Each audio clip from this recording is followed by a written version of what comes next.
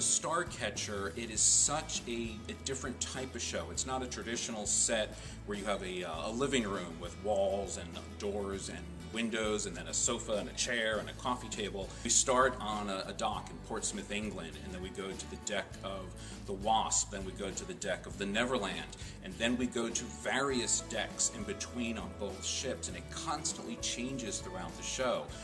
There's even a flashback scene to an orphanage, and then in Act 2 we're on an island where everything has been stripped away from the set, so it's sort of empty.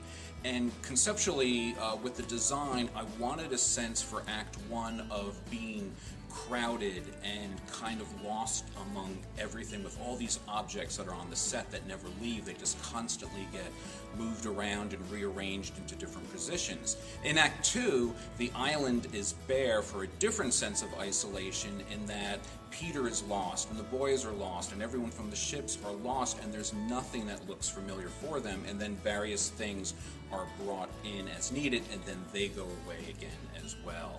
So what I wanted to do with the design here was to sort of get a sense of both water and land, or I guess in this sense wood with the ship. So we had access to all these great wooden pallets that we wound up using, and then for the back wall we had to kind of create our own pallets because real pallets were way too heavy for these platforms back here.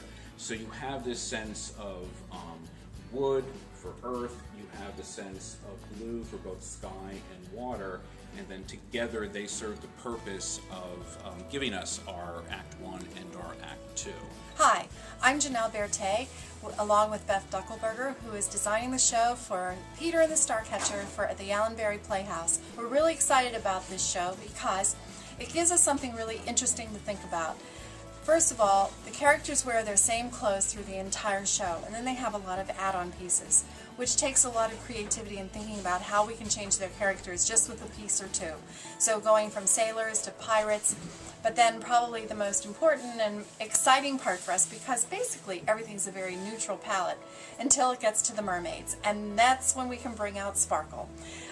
So our sparkle is with the mermaids, and then when we move into the mollusks, etc., that gives us a little bit more of an interesting feel and textures. But the most important thing is taking things and adding them on.